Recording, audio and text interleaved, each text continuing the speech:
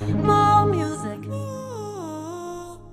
Welcome to Mole Music, where we dig in and uncover what it means to be a musician in 2024. I am Mole Hugo Mulu, and I'm joined by my dear friends. I'm Mole Ben Levin. And I'm Mole Justice Cow or Mole Jessica. Yes, our first episode, Hell yeah. Fresh Moles. And today, in today's episode, we're going to talk about a special theme, our most important music, and why music matters to us. That sounds like a really nice topic, Hugo. I can't believe we all agreed on it. We did a good job in preparation, I think. Yeah. Yeah. We prepped for weeks. Unbelievable. So much Each hard week. work. We would meet up on Zoom and we would say, what should the theme of the first episode be? And we must have gone through, I don't know, like about Hundreds. hundreds, 350, 360, 400, 500, anything less than 720. 1,000. Yeah, Yeah. that's like right in the middle between 100 and 1,000 different possible themes. And the only one we agreed on, which is a good sign for things to come because we were able to agree in spite of all the bad ones, was what is your most important music and what does music mean to you? I'm pretty sure that's what you said, Hugo. That's pretty much what I said. Yeah, I think we agreed on that. So what the heck does that even mean? Well, What's important music? what's important music? Yeah. I mean, I guess it could mean two things, right? Or probably more. Probably 720 things, if you think about it. Wow. But, I'll have to think you about know, it for a while. We'll have It's like, to take some weeks to figure that out, I think. I got to 3 really fast, so maybe we can do it. So like 1 is music's Maybe important something because- personal to you, like something yeah, you like made. personal like, reasons. Right. Sure. Or There's Yeah. unpersonal reasons. I'm trying to get to 720 here. Okay. So 3 would be well, there's only 2. Personal reasons and unpersonal reasons. What is a personal reason? I mean, more in the sense of like music you made. Hmm, So personal music in that sense, or music that you're inspired by, right? gotcha. Yeah. Well, I think my most important music is probably it's funny enough, it's probably my Sweetie Cuties that are just short TikToks because younger children see them and their brains are still developing more than the people who listen to my other music. So if they gain any like positive message from it or inspiration to make music or like explore creativity or acceptance of any sort of flaws they have, that could be like a ripple in the pond that creates waves later. So it's kind of thinking specifically, I'm thinking of my song Good Morning, which goes, good morning, thank you for waking up, I'm so glad I'm glad you're giving life a chance even though it's really tough. Once you get on your feet, you won't feel as overwhelmed. You mean so much to me, and you lighten up my world. Drink a glass of water, notice how it feels. Now you're getting stronger, in a small way, but that's okay. Good morning. Thank you for waking up. Good morning, my love. And I think the idea that getting out of bed and getting hydrated is a meaningful step and it's a source of power is like a really good thought for a kid to have because it gives you some agency. It's like, okay, there's nothing I can do about the kids who are mean to me at school. There's nothing I can do about being stuck, in kids' life where you don't have many choices. Yeah. But I can get out of bed and get hydrated. Like that will at least get me stronger. That will get me started. And I think that's really positive. And then I've got like other stuff that's about poop where it's like anti-poop shame. And I think that's really important for little kids. So yeah, I'd say my Sweetie Cuties probably are making the most impact to the most people. But Did you if I were ever to say consider that going in though? that it was going to No. be that? Definitely not. You were just like, this is so cool and weird. I'm just Mm. going to keep doing it. I feel like Yeah. you were really excited, but you had no idea that like kids would watch it. For anyone who doesn't know what the Sweetie Cuties are, they're little 1 minute long animations I make for TikTok where a bunch of like little characters with duck beaks sing about different topics. Yeah. And yeah, going Mm. into it, it was much more an experiment of like, wow, it's really cool that I can use Vocaloid, which is the software I use to do the voices. And it's really Right. cool that I can animate so quickly with this technique I use where I click and drag and it records the clicking and the dragging of the mouths. So if something's like, hello, how are you? I can click and drag and go, la, la, la, la, la. And it looks like sort of like a puppet. And so that was mostly what it was, is like, oh, there's a whole new type of video I can make. But then, yeah, like they're all songs I really care about. None of them are throwaway songs or throwaway anything, even though I make them quickly and they are disposed sort of by the internet. Like the Right. internet might throw them away, but like all of them are real feelings and real like things I care about and melodies I love, and Yeah, your life got in there. big time. Yeah. Yeah. I think it's interesting what to you me- said there, though, because like you mentioned it being your most important music, but also it's extremely disposable as a Mhm. piece of social media content.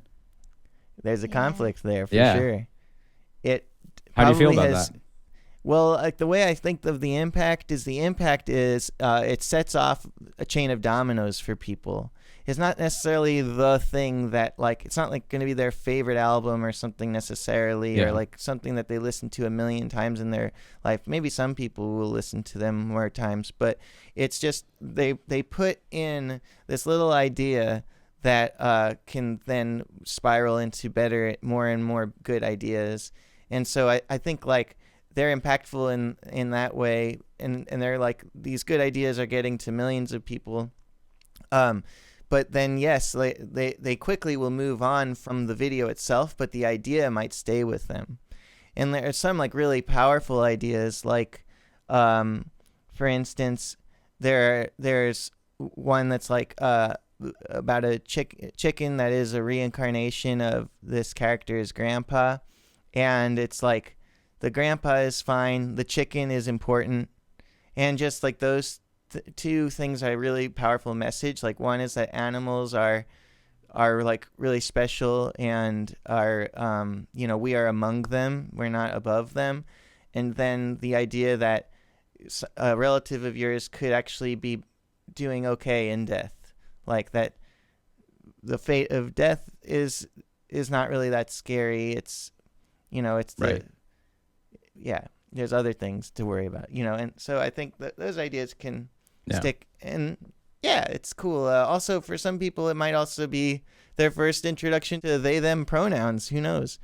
Because some of these characters are they them, like in the chicken one. And that's just because I'm not trying to. I don't want to like filter anyone out of like who could be the characters. Like I want people to feel that they can be the characters when it's like a sweet one like that. So yeah, that's probably my most important music, even though to me there's other music I've made that I would say like is really, really important. Maybe that the Sweetie Cuties and The Wave That Got Away probably do the most emotional impact or something. I mean, I think of Mom and Dad too, a song you wrote about your parents. Yeah, that one. Yeah. I probably should make a video for that one, or like Yeah. playing it live or something, Yeah. because it's a lesser known track. Is it on a record really or? good. Yeah, it's on Our Place, which Okay. depending on the streaming platform, it's either Ben Levin or Ben Levin Group. But yeah, it's the second to last Yeah. song on Our Place, and it's a good one. Our Place is still a good album. Definitely. Yeah. Really like that one. Well, how about you, Jessica? What's your most important music? My most important music, I think, is pretty obvious to me, is the album I wrote and released in September called My Dad Died.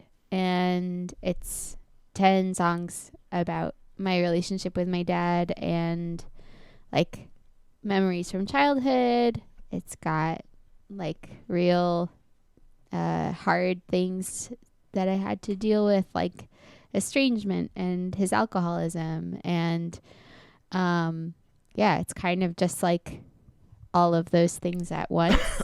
And it was really like emotionally hard to make, but it also felt really important. I think I literally used that word when I was thinking about making it. I felt like this is gonna help me. I like had that feeling, and I had no idea how much it would help me. It was like a really, really meaningful process, and it turned out to be this really like acoustic, mostly album with some like heavier songs that are more like full rock band. And I really never made an album like that, and it was it's a beautiful really album. special. Thank you so much. One thing about it that I think helped it be as good as it is that you learned all the songs and played them solo before the recording session. So we were able to, in the studio, build around these like really great takes of you singing and playing at the same time as our click, basically. You know, you performed the songs really well, like at the core, and that was what everyone else was adding to. And that's a very vulnerable, exposed way to record an album. Usually it's easier to record basics and then take your time being really nitpicky about the vocals and record the guitars separate and really like do a million takes and figure out the best take. But no, it was just, that's the guitar and that's the voice and print. Yeah. And I know like that there are some styles that lend to that better than others. So those were also the final vocals used in the final mixes. Yeah, we ended up adding cool. some like extra layers. Me and Kit O'Ryan, and Ben and Brad, the producer. And Tyler had some vocals too. Yeah, and Tyler is my brother, who also played saxophone on the album and did some cool lots of stuff on it.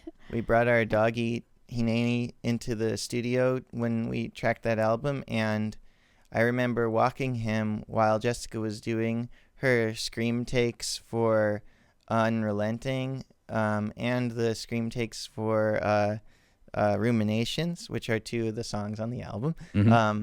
And I remember like I was walking him and then I came back to listen to them, and they were like, there were two takes that they were like comparing side by side, and they were just the most epic scream takes ever. And the really choice good. Of like, so which do we use? And that was a really wild time. I mean, you were vocally speaking, you were really locked in. That was like there were no bad takes. It was crazy. Very difficult to do that, to go into the studio and then play better than normal. I mean, it was a weird experience all around. Like, I think the songs were written really fast with like not that much internal struggle for me.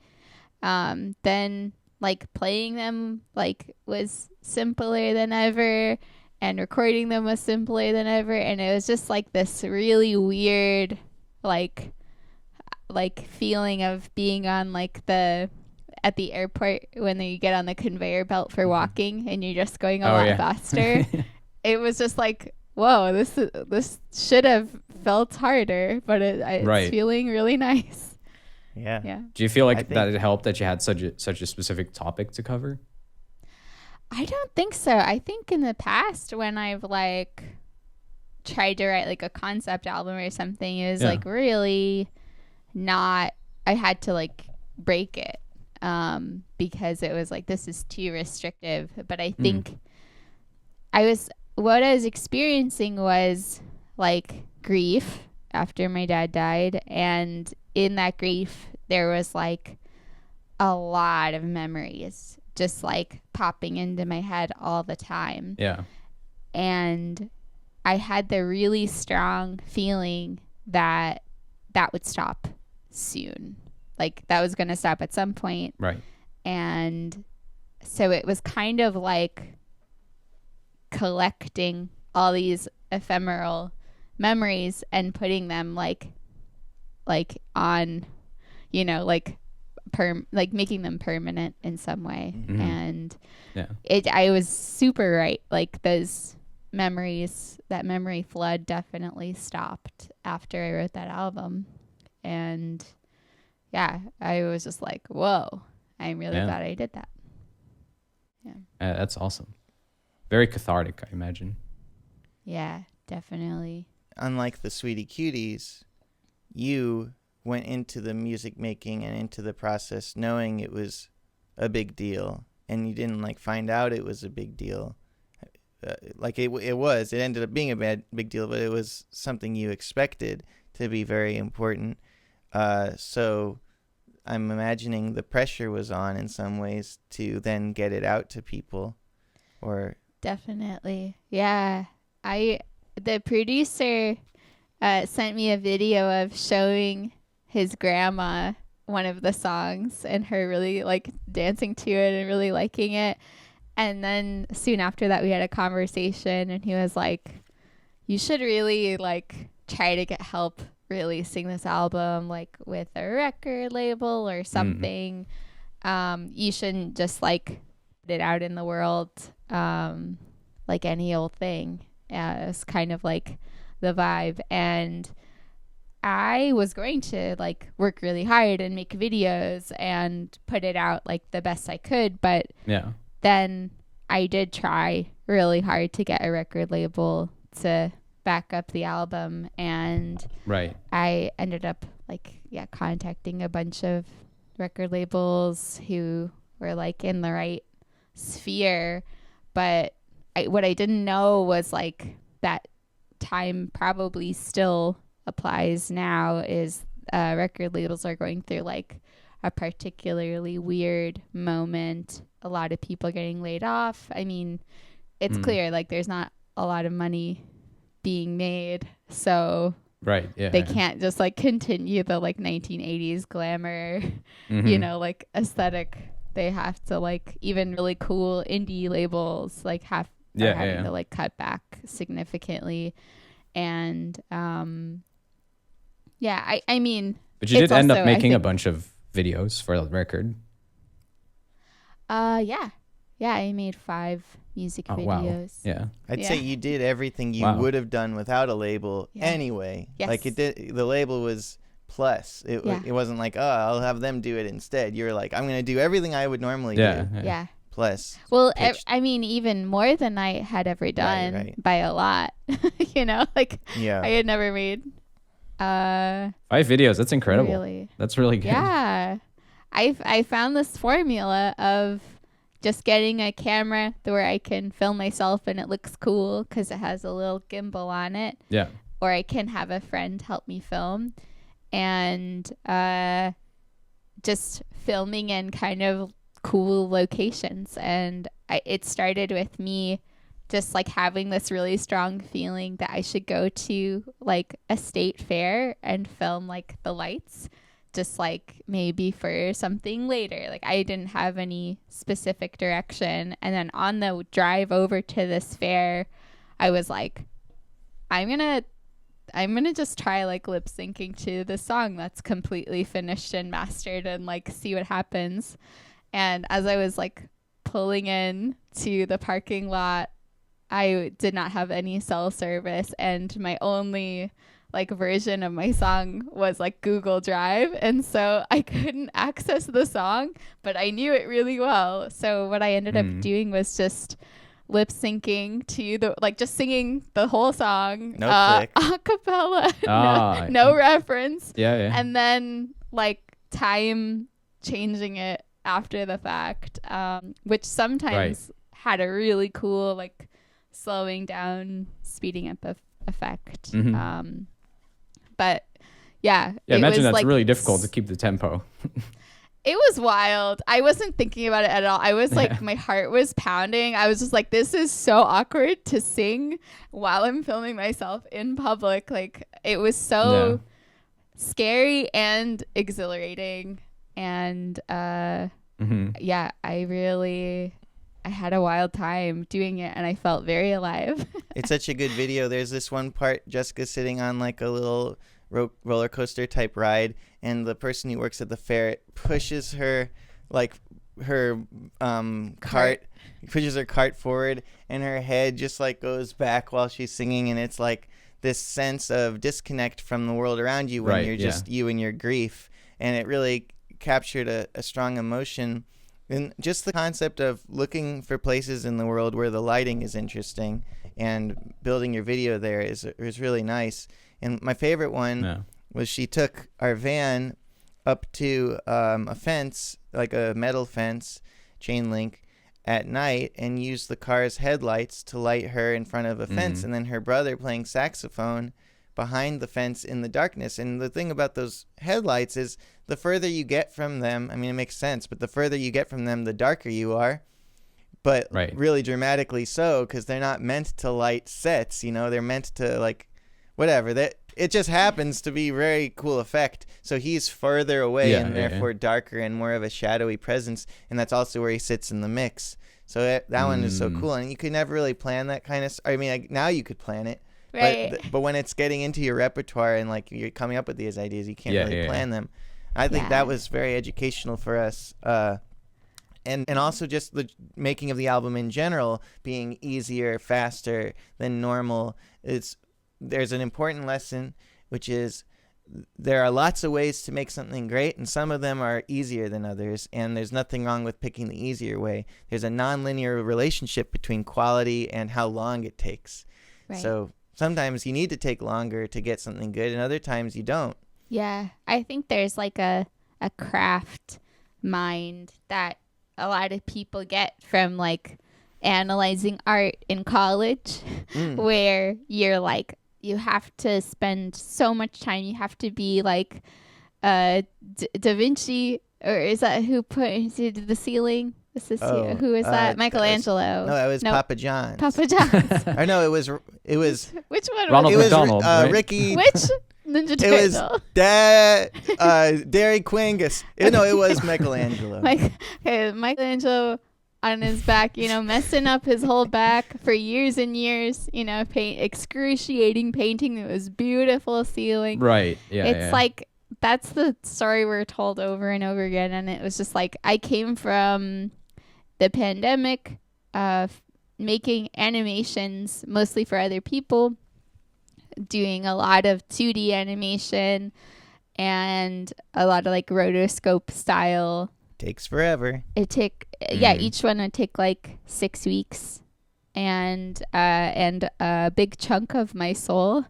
And then I had this revolution of like, I could just film with a camera and then edit it. Yeah. And it takes about a fraction of the 70th time. of the amount of time. It was like, and it's so much more fun. You can get so many takes. You can really like experiment and it was just like, this is the bee's knees. When people that's also what I liked about your story, is that it gave me a sense of like there's room for improv there, right? You're in these new environments where you don't know what's going to happen. Like a random guy might suddenly approach you and push your cart or whatever it was, or weird lighting situations where it suddenly bubbles up all these other ideas that you wouldn't have had in the studio. Yeah, totally. And you can't improvise nearly as much with animation. And like when people are thinking, which type of video do I want? Sometimes they'll come up with concepts first. But I think it's good to come up with methods first. Sort of like you're designing a game. They build the gameplay, and then they like build the aesthetics and the story and everything. So like the core mechanic of Mario is you jump, and then when you that's really it. And then when you jump into things, something happens. When you jump onto things, something happens. So it's jumping. That's Mario. And for the Justice Cow album, My Dad Died, it's acoustic guitar and voice, sometimes electric guitar and voice. And then for the music video, it's this camera and me, interesting places. Yeah. And then you build around that. As opposed to being like, okay, so during this verse, I really want to be drinking a milkshake through a straw. The milkshake's going to be orange, and the background behind me is going to be like ocean bluish green turquoise, and we're going to have a flat color there, and I'm going to drink up the milkshake, and once the milkshake goes to the bottom, it's going to go poof, and it's a vase full of flowers, and then I'm going to throw the flowers back, and we'll break the glass shards, and therefore we can only do one take because, how many of these glasses do we have? And then I'm going to walk on the glass, and I'm going to like wear a crown of thorns, and the glass is going to cut into my feet, and it's going to be like this really crazy thing. But then I'm going to look down into the toilet and see my reflection, and I'm not wearing a crown of thorns. I'm wearing a Burger King hat, but it's not like the kind you can get at Burger King. It's actually made of gold. Like those kinds of concepts sound great. I mean, that is a really cool. Of course, Yeah. of course. No, you can think of a million of these Yeah. things. We dream them. Yeah. We Right. dream the best music videos, but you just go. Like, I could also take a camera to a carnival, and there's some really cool juxtaposition between me and the lighting and me and the motion, Right. and you got a video. So you have to think, what's more important to me, the milkshake thing or having a video for my music? Something's got to be higher priority than other. Like, you have to be like, okay, the music's the point, the videos serve the music, or you'd be like, the video's the point, the music serves the video. But when you try to make everything amazing all the time, you just don't put anything out. Yeah. And then things end up being amazing anyway, even though you're not trying to just make everything the best, like the Stanley Kubrick of poop or whatever. you can do just poop, like like I do with diaper stuff. Hypey dipey. Hypey dipey. Our doggy's barking. I'm gonna go. So our he's coming special back. guest. Hi. Good job. Good job. So Hi. We're gonna have a special guest every now and then. I yeah, think. yeah. Like a big part of this show is gonna be when Hineni barks, we support him. Hineni, come. We need to have a segment during the podcast where we have a trick or something. Oh yeah. Maybe we'll get him. Sure. Okay, this week's trick is he's gonna eat a blueberry. Wait, should you come? Yeah, yeah. So he'll come up here, and then I'll give him a blueberry. That's this week's trick. Not Maybe bad. next week okay, Nini, up. Good boy. There he is. He likes a blueberry. go. Good job, Nini. Hey. Let's give him a hand. Yay. Good job. Thanks for coming on. Hey. Than's for coming on, Oh, he's Nini. gonna trip on this. Another Awesome. blueberry for you. Yeah, and I will throw some blueberries over here. Cool. So. Okay, go get it. So yeah, he's a really cool dog. His name's Hineni, and his name is Hineni, and he is really wonderful, and we love him. That's a Yeah. big part of our lives. There he is. So one thing though is that when you're making the choices, you can think, okay, this music's so important. The music video has to be gotta put a lot of money in. That's the other Right. thing. Doesn't have to Right. cost much. Can be Yeah. great. So that's a very important lesson. Thank you, Jessica, for the lesson. Yes, it was very exciting Mhm. to film those music videos. I just to rattle them off. I did the carnival video, and then I did the headlight video, and then I filmed in a pond. Underwater. I was in the video. water. Okay. And Did you have an my brother underwater camera filmed- or? No, my brother She was filmed. under the water. Camera with over the water. Ah, I yeah, was yeah. mostly just in the water. Yeah. My initial idea was Right. singing all the lyrics completely submerged, and then I just was like waterboarding myself, basically. And Lovely. I was like, A lovely I idea. can't do this Yeah, more time. if you're on your Right. back, no good. I think. Yeah. I think to do that, you have to be sitting upright I mean, under the yeah, water. something else had to be happening. Maybe a mask, or goggles, or something. Mm. But We'll drown you next time. thank you.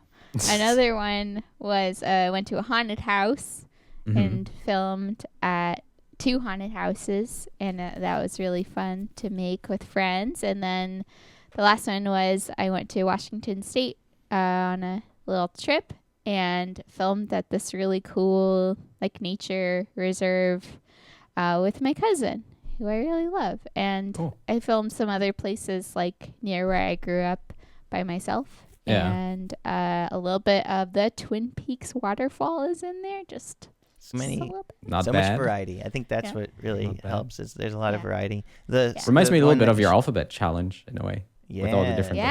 locations. Did they- Definitely Did they have a related. significance to your dad, or was it just appropriate for other reasons?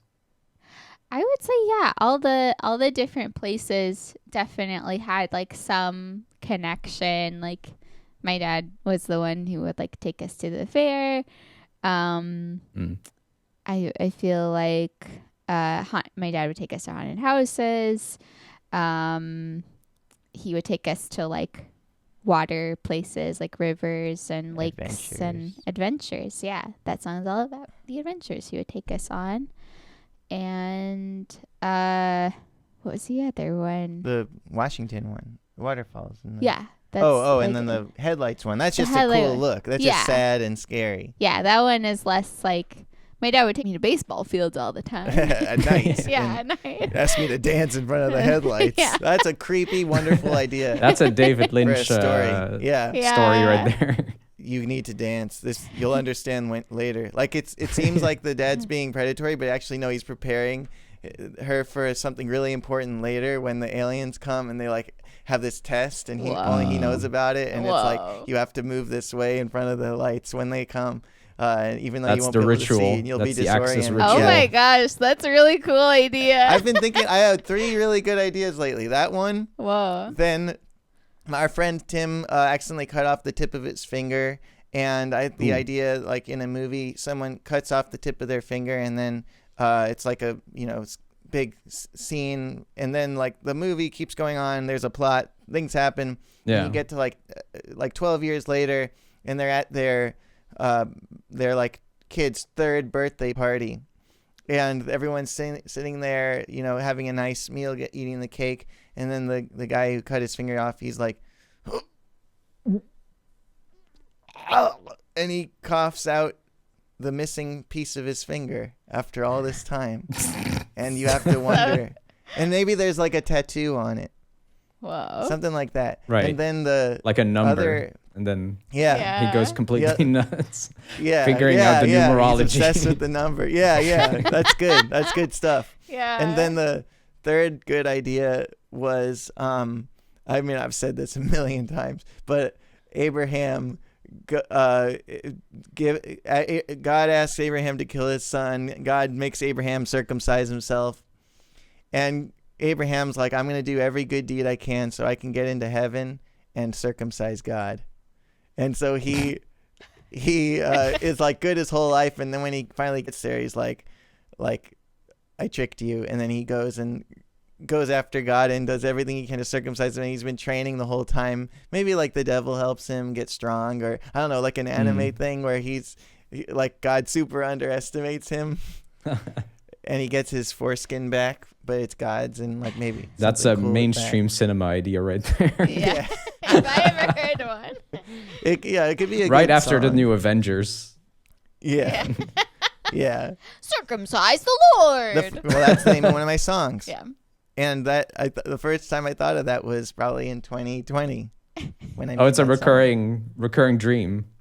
Yeah, it's something I'm really interested in, because the idea of like, you have to circumcise yourself for God, you have to kill your son for God, you have to do all this for God. It doesn't really work with my feelings about God. So it's not like, God in this context is like a villain, and Right. like a villain to be defeated. And like, it's like, okay, so he's better than the devil because the devil tortures you in death, but God tortures you in life. So that like one tortures you throughout your life and the other tortures you throughout the afterlife. So they're one and the same, and maybe you make a deal with the one who's going to torture you in the afterlife, like, I'll let you be good in the afterlife if you can circumcise God. And then it's like, okay, now we really go to heaven because I got my pee-pee back, and God's like, Right. don't mess with this guy. This is legit Japanese RPG Yeah. territory. Wouldn't that Maybe be cool? that's the form. Wouldn't that be so cool? That's the medium. Yeah. You got to get Yeah. into video games, Ben. Yeah. Oh man, that You That'd have. be all I wild. would do is like, I would give that story to someone like Hideo Kojima and be like, if you want to use, like, Here I you would, go, I run would like off to with sell it. that story to like, someone who would really nail it. You gotta Yeah. pitch it. Yeah. Yeah. Kojima But, could do it. For sure. There was something I was thinking. Oh yeah, with the labels. So Yeah. so there, you might wonder like, is there anything about record labels? Is there anything that record labels can really offer now? And there are some labels that are just so good at adapting to the industry. There's other labels that just aren't, and it usually has to do with Right. size. Yeah. But we but like on a positive note, there's this label called Joyful Noise that seems to do a really great job adapting to the industry. They were into playlists. Like in 2016, they were getting people on playlists. You know, like they're really forward thinking, and really positive and good label. Yeah. But then there's this other label that we saw the head of the label talk at this convention that we were at, and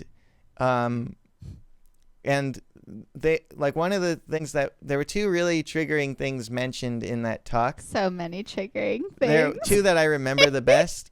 So the first one was, we don't give musicians big advances because they aren't good with money. Okay. Okay. Yeah. So that's That's a yikes. That's a yikes, because one, I Uh-huh. identify as not very good with money, but two, it's like, okay, so we are belittling and infantilizing artists like across the board. Some artists are Right. great with money. I know this because like the guy who the person who made Sheet Happens, the notation company, is in Protest the Hero, and like all these entrepreneurs are in bands and stuff. So anyway, that's Right. ridiculous. Yeah. But second of all, they said at the convention, he said that they'll pay like $10 here or there to micro influencers on TikTok, you know, people with like 100, 200,000 followers, and pay them to include a song in a post. So they called me a micro influencer and implied that I would accept $10 to put a song in a post. So that made me feel like, ooh, my tummy. And our friend who was there as a musician, like, had to leave to go like cool off. It was very upsetting and crazy. Yeah. And And this was a label you liked, or? No, this is Oh. not No. the label we liked, but they are good at adapting to the times. So Right. it's like there's a good way to do it, and then there's they're successful. I wouldn't say they're good at it. well, tell me about your definitions there. So what would make them good at it? So in my brain, good in the music industry involves doing things that are going to improve people's lives. And I find a song repeated on everyone's TikTok account because it's trending to be incredibly annoying. And it not only ruins the song for you, but it freezes the song in time in this, like, you know, we've like in a similar like disposable way as TikTok can be. Yeah. So I would say they're successful in that they're finding money in a landscape that's harder than ever to find money in. Right. But they're actively encouraging a system that makes music more disposable. Right. Okay. It's not enhancing the culture of music, so to say, I guess. It's Yeah. They're good at making money. They're Yeah. bad at making art good vibes. Yeah. For people. Yeah. Yeah. Yeah. That makes sense. Yeah. Well, Hugo, what is your most important music? Oh, right. Yeah. We still got to talk about that. My most important music. That's a tricky question, but I think it would probably be the first things I've ever released as like a mini album. It's not really out there anymore because I took it down afterwards. But, you know, it was still like a very valuable experience to like make a record and figure out how to do all that stuff. It was also very conceptual. So, you know, I think every song had like 2 or 3 major influences. And then that would kind of map out all sorts of stuff that I was interested in at the time, and form When a was circular this? story. Sorry? When was this? This was maybe 2015-ish. Nice. Yeah. So 10 years about ago? 9 years ago. Yeah. Yeah. Nice. Yeah. And who are some of the artists that were in your map? At the time, I was listening to a lot of Fever Ray, some FK Twigs, Yes. stuff like that. Grimes, of course, Nine Inch Nails, like always. Yeah, Yeah. very very synth poppy stuff. Good Pretty way to much like learn I still listen to. production is to copy 9 Inch Nails. Oh, Right. Yeah. Yeah.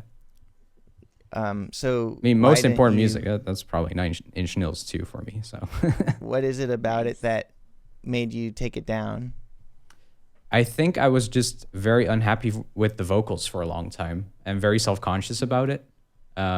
Especially because they were also my first sang songs. So it was a bit like, the songs are fun enough, but it could have been done better.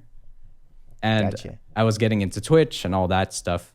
And I was a bit unsure of whether that should be around if I'm trying to start a career in music.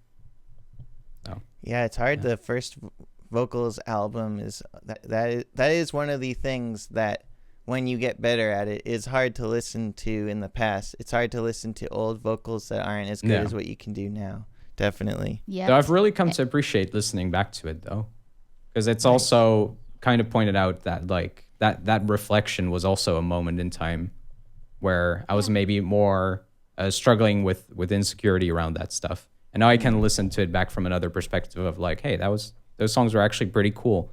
I really had some interesting ideas back then, which I wouldn't have, acknowledged at that point. So the importance you place on it is a lot to do with your relationship to music and your growth. I think so, because it was also made, a few years by then, because, speaking of the other important music, like Nine Inch Nails for me was kind of like the thing that turned me from a guitar player into just interested in music production and all that stuff. So that was really the stuff I'd been focusing on to get out of just guitar land and trying to figure out, okay, what is a DAW? How does that work? How do you do synths and all of that stuff, That's kind of how I think of you now, as somebody who's a DAW writing synth guy who plays Right. guitar. Is that when you started learning Ableton? No, I was in Logic back then. Oh, your microphone just cut out. My mouth. Oh, it's Yeah, back. back. It's back. Oh, there Say we that go. again. I was in Logic back then. Oh, hell yeah. Okay. Yeah. Yeah. So yeah, Logic is a good one to start on because it has so many instruments installed. I guess Ableton does too.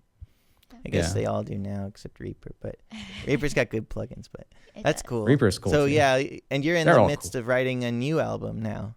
Let's not run ahead of things. There's nothing written yet, but the idea is that I do release some stuff this year. Yeah. Hell yeah. So is that part of why you're thinking back on the first stuff you made? Yeah, maybe a little bit, because I feel, I've made albums since then, but they've always been in service of something else. They've not been things I can really get behind as like my artistic expression, if that makes sense. They've been projects for like, oh, I'm getting into improv and I like ambient stuff. Let's do a little EP of just improv over ambient drones. Yeah. And then the other one was a project specifically to write 7 pieces of music for the modes of the major skill. And they're going to be yeah. backing track style tracks that my students can use to improvise over and learn Sounds how really to cool. apply the modes. So like a very music theory heavy concept, but not very expressive of anything personal, right? So Yeah, I see that. Sorry? I can see that. I can see how that it is and it isn't. It's like you're leaving space in there for someone else. right. Whereas, yeah. Yeah. Fun to do, Fill but it like up. it does now make me long for I want to get back into vocals and actually do songs and stuff Mm-hmm. for sure. Yeah. That makes sense. Yeah, you're definitely a good singer. Like Yeah. you're definitely ready. Thank you. And yeah, I worked it's a lot cool on that it you're in a since, choir so, and yeah. stuff. You worked on a lot on which On vocals aspect? in those past years. Mhm. Yes. Yeah. You've been in a choir. Yep. Yeah, and I always even though I felt like I'm more powerful vocalist in the past few years, I still really like affecting my voice a lot as just like a textural thing. And I feel like I don't see everyone doing that a ton, and I'm not saying that's right for every type of music, but it's really fun. You love the Yeah. vocal effect. Yeah. Yeah, I've been moving gradually and consistently in a drier and drier and fewer doubles direction. Right. I think because I just want to eventually make trio music and like pull that off. I think that's like the most difficult. Okay, I guess it's the most rewarding, difficult arrangement where like, okay, it's definitely harder to do it solo, but Yeah. it's like hard to have enough impact without tracks or without like, without Yeah, tracks basically solo. And tracks are fine, but they're not ideal. Whereas a trio doesn't necessarily need tracks. You can get the bigness, but you gotta be I feel like you just gotta be so like dry and in. Like everything's gotta be like the right tone and grooving, and the singing's gotta be good. So that's why I've been moving in that direction personally. That could be fun Yeah. projects for an EP too. Like give yourself the goal of writing a couple songs with that setup of 3 instruments max. So my instruments for that will be 2 bass 6s and drums. And I am warning you now, I already booked the time in May. So it's Benson ripping on it. I thought it was in September. Each year where I went, so basically each year I try to book Yeah. studio time far away and be like, that's when I'll record my album and figure it out. Yep. This year I booked it thinking September 9th and 10th, but it's May 9th and 10th. Yeah. And so now I have to write. You got to get to writing. I got to write it, but I've Yeah. got ideas. Yep. I got ideas. I'm going to Nice. write about all the like missed potential in the world. But I've been taking Extreme Vocal Institute. Have you heard about that website? It rings a vague bell. $35 for a month, but you get access to all the videos on there. Yeah. And I've been going like, whoo! I've been like going, whoo, ah, eh, that kind of screaming. Yeah. He knew how to kiss as a concerned face. It's all good, baby. And then I've been doing like, no, it's like nama nama nama, mana mana mana, taka taka taka, kata kata kata, taka kata taka kata, kata taka kata taka. I'm like nama nama nama, mana mana mana, nama mana nama mana, kata taka kata taka, like doing that and trying to like get used to all the enunciations. But what's really hard is doing that with the fry screaming. Like first you find your fry by going high to low, like and then you do it going high to or low to high. So I'm like, and you get warmed up, and then he has you doing like, nama nama nama, kata kata kata taka kata taka. But like, yeah, I gotta really warm up for that because I'm giving him more blueberries. I just loved how Because, he's like peeking in between you two, like looking at Yeah. the camera, like, what the hell is I'm going giving on? Hineni blueberries. Yeah, but He's a anyway, cute guy. I recommend that because I know you're doing harsh vocals. I recommend that if you're Yeah. feeling like Yeah, I think you send me I a want, like, a short or reel routine. sometimes from them. oh yeah, I think I Yeah. did. Okay. Yeah. Yeah. But I want to bring it back to Hugo's like potential writing situation this year, and I've personally been having a lot of like bubbling thoughts of like things I've never done in my songwriting lately.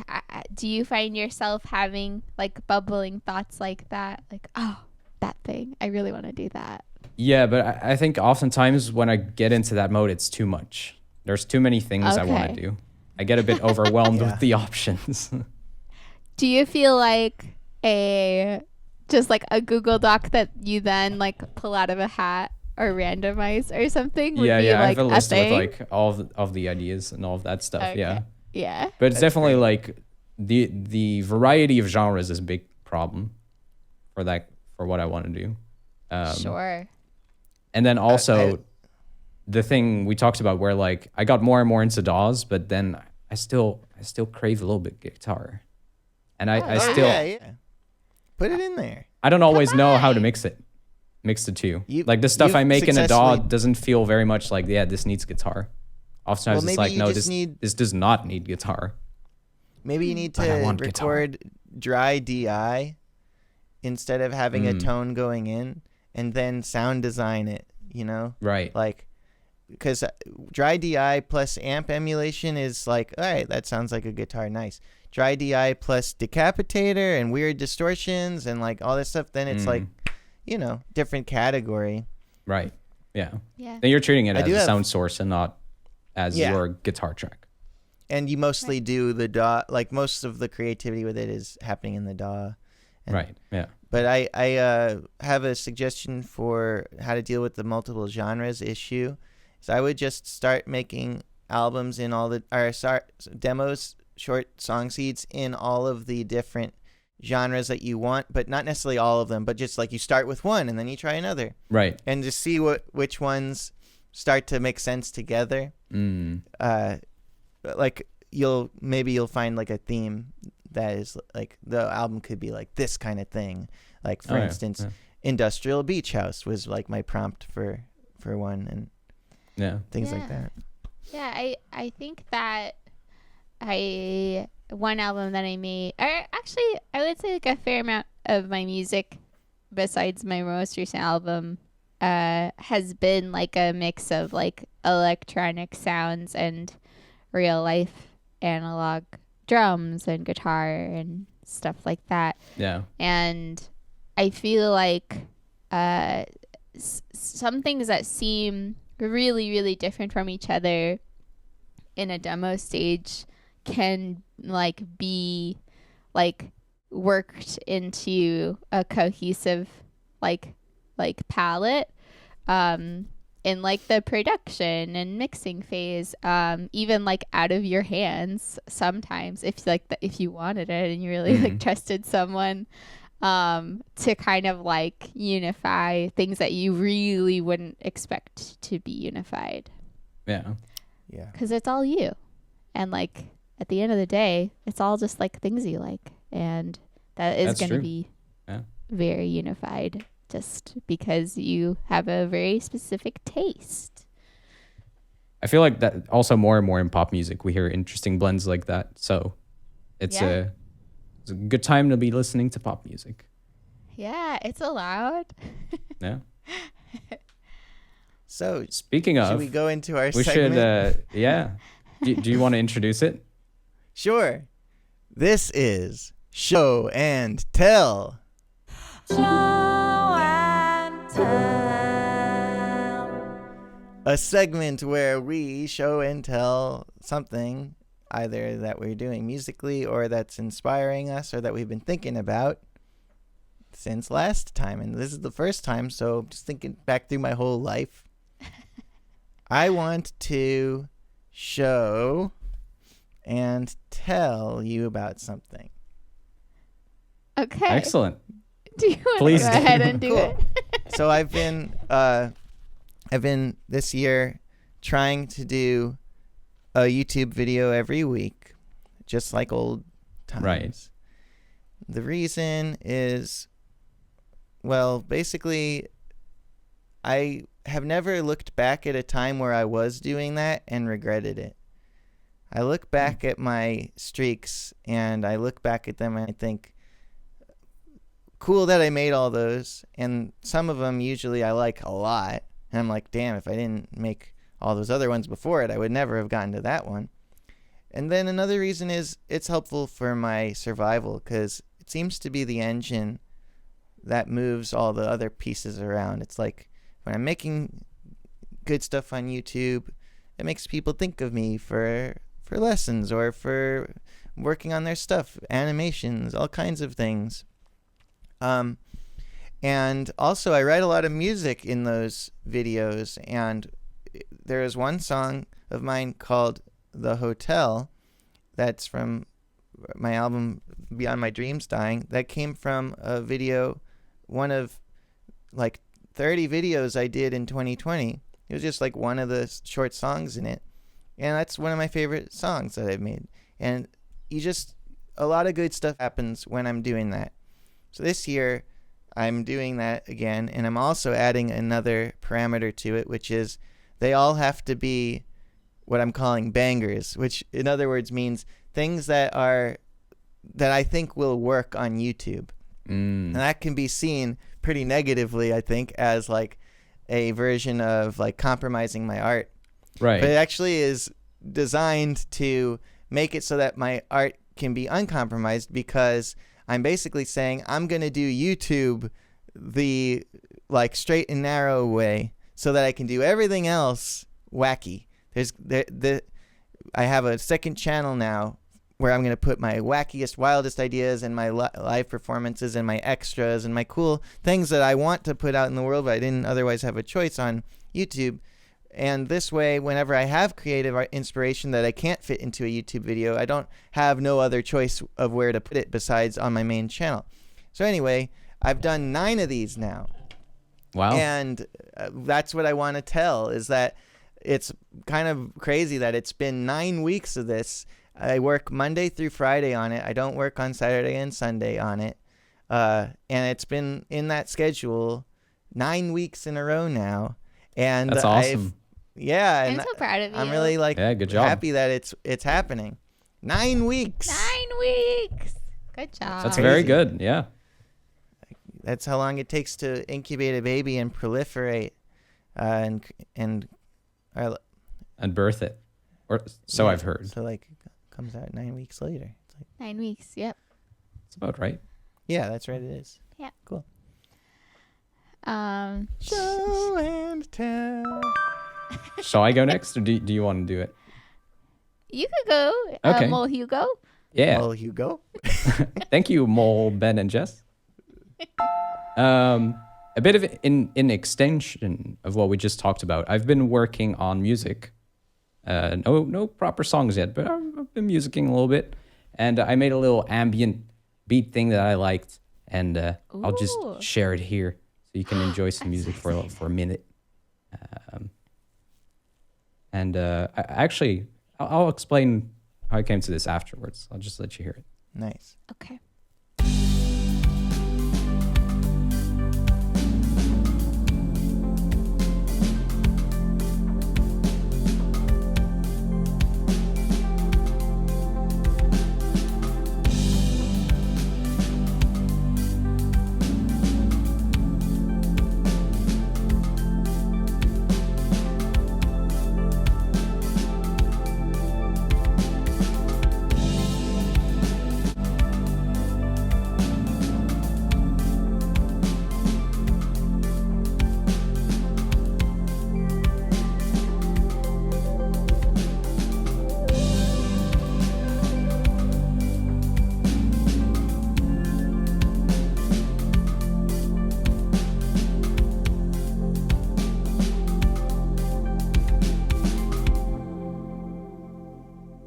That's cool. I Yeah. like the harmony a lot, and I like the little flickering lights, and I love how much space there is for you to add voice. Hey. Yeah. Yeah, so this is one of the genres I've been dabbling in, is doing a kind of more new agey ambient type stuff, I suppose. But actually came to this a little bit with a detour. I was trying out something called fractal rhythms. Have you heard of this? No. Okay, so a fractal rhythm is pretty weird. It's pretty interesting stuff. You know how you have swing ratios in a beat to make things shuffle, give it that shuffle feel, right? So, and you know how in a fractal you essentially have, it has the block of itself in itself and curves into way smaller portions, but retaining the ratio within it. Yes. That's the most poorly explained. I get it though, But- because Yeah. I've seen that. Yeah, I've you've seen that. fractals. You've Yeah. seen the golden ratio and stuff like that. Yeah. And this shell-shaped thing. So what you can do with rhythms is you can take a swing ratio, let's say 3-2, and you can put that swing ratio within the first portion, the 3 of the 3-2, and take that swing ratio and put it in the 2 of the 3-2. And then you take the result of that and you put it in the 3 of the 3, the 2 that's in the 3-2, and you put it in the 2 of the 3-2 that's in the 3-2. So you end up getting really weird, complex rhythms that end up sounding pretty janky, but they work. Can you press play again? So that's how it started, but I threw the okay. idea out. Oh, okay. And then okay, came okay. to this. because I came Nice. up with a cool chord progression over it, and I was like, this would actually work better without the weird rhythm. That's cool. That's But the cool. I fractal love it rhythms when that are really happens. cool. I've tried it in other pieces of music and kept it in there. Hey. So Maybe it would be nice if it was triggering a gate or something. Like it's you use the fractal rhythms to create like a little bit of a wub wub wub wub wub wub wub wub like wub, like wub, a like wub but step. have like but like you have a straight beat, so it's like and then like maybe there's a reverb channel that has the fractal rhythm gating it, so it's like against the, so like I'll do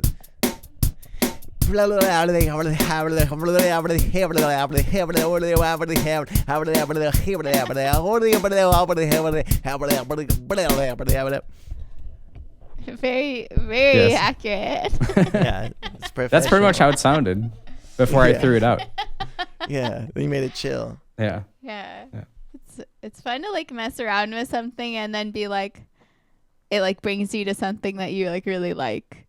And Yeah. you're like, oh, I broke the initial concept, but like got to something That was that also I'm cool. really into. Yeah. Yeah.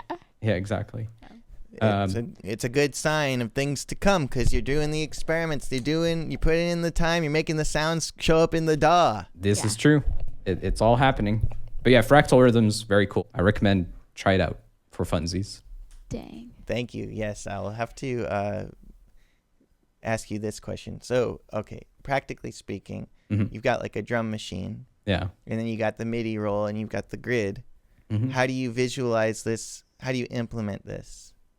Okay. Yeah, it'd be easier if I could share my screen, but maybe it's a sign that it should be YouTube video at some point. Ooh, yeah. But so I'm sure you can do this in any DAW, but let's say you take a hi-hat and you have 16th notes, right? And you take Yeah. the first, let's say you want to, in the first beat, in the first 4 16th notes, you want to actually put 5 hi-hats hits instead of 4. So you figure out a way to fit that into that space of 4 16th notes. But you fit 5 notes in there of equal duration. And then you make the first 3 1 note and last 2 1 note. So you now have that 3-to-2 ratio existing in that span of time. Got it. And then you can just copy paste it and drag Do it that again on within the 3. those things and make it Very smaller good. and smaller and within. Yeah, definitely make that video. That's Yeah, for Yeah, real. it should be fun. yeah. Yeah. Fractal Rhythms. That's the name of it. And then the thumbnail is like, is this good? That's the Yeah. thumbnail. That's what the thumbnail is asking. Is And- this good? And the With a back big shocked of your face Yeah, it could expression, be like- like a drum set, like in Yeah. the like Fibonacci. Or you could sequence. have like the math thing, the math meme thing. Yeah, when yeah, you're doing yeah. calculating. Either like, one, is this yeah. good? Hey, what if I say it again? Just to cow. What's your show and tell? My show and tell is I'm working on a YouTube video called How to Sufjan. And this is part of a series that I'm doing. I've done How to Mitski. I've done How to Big Thief. I've done How to Bon Iver. I've done How to Brandy Carlisle. And Very good videos. oh, thank you. They were all really like all of the things to make. They were hard and really fun and really like I learned a lot, and every time I've done it, it's been great. So it's a really cool format that I'm happy to share with the world, and you can use this. You don't even have to like tell anyone that you're using it to write a song. But basically, you look at an artist you really like and you start like noting the things that they do, maybe that you don't naturally do when you're writing. And especially things that are showing up as like a theme or things that you're like, wow, I really want to try that. And then you collect like a handful of really cool things and then you write a song using those things. And that's kind of the format of the video. I show you all like these cool Sufjan tricks that are all over his music, and then I wrote a song that sounds like it's very Sufjan, and I use those tricks that I teach you. That's awesome. Yeah, I haven't finished the song. I think it's because it's one of those situations, a classic blocking situation where it's like, ooh, the beginning's really good. Like, how do I finish it? Oh, yeah. And because I also, Sufjan does like has so many different like song forms. And one of my favorite song forms is when he really goes off the rails and the songs are like 7 minutes or 14 minutes or 25 minutes. And I'm just like, well, I can't do that during this video, but I'd love to go off the rails more than I normally do and add like some sections that wouldn't exist if it weren't for this Go video. into electronic mode. Exactly. From acoustic mode. Exactly. So I've been working on that and making some cool animated words, and I filmed myself talking, which is one of the hardest parts for me. And yeah, it's soon gonna be time to invite some friends over to be my little choir, because he has that a lot in his music. So you gotta film Cool. the musical examples and finish the song and film the choir, and then you've done most of like the making graphics, or you're currently doing that? Yeah, I am more than halfway through. So yeah, you're on your way. Awesome. Yeah. Sounds like you're on track. Very on my way. Yeah. If I were making this, if that's what I had left, Uh-huh. and I was inviting all those people over, and I was gonna put the track out on Tidal, I think it's a 5 days left. 5 days left. Yeah. That's what my bet would be, is that you could do it in 5 days. But you're very busy, so it's not like you'll just have 5 days. But that's how long. If you did, that's how long I think it would be. But you're a doggy's mom. It's true. We don't have any free days. We have doggy days. And I might be getting sick as we speak. Like I hope so. It's We not need a good. break. feeling this cool congestion under my eyes, turning into a headache. I hope it's just allergies. It's very likely because it is early spring, but who knows? It might be worse. We got to get this Yeah, girl the pollen are hydrated. flying around here too. Yeah. Before I run out of memory on my computer, I want to thank you all for this wonderful podcast. It's our first episode ever. That's so great. We're going to look Hell back yeah. at this and we'll be like, we learned so much since then. Or, that's probably my bet. That's my bet. I bet we'll think back and we'll be like, we learned so much. But I think this went great. I had a nice time hearing from everyone, and even Me more too. That fun was talking awesome. and being heard. Yeah, I love talking too. I love to be heard. Hear me. I'll give We you need to advice have a when you good don't outro ask. sound. Maybe we should just play the intro backwards. What do you think? Okay, yeah. Ooh. Yeah. I don't think I can set that up so Yeah. quickly, but See you in post. hey. Thanks for watching. Bye. Now. Yeah.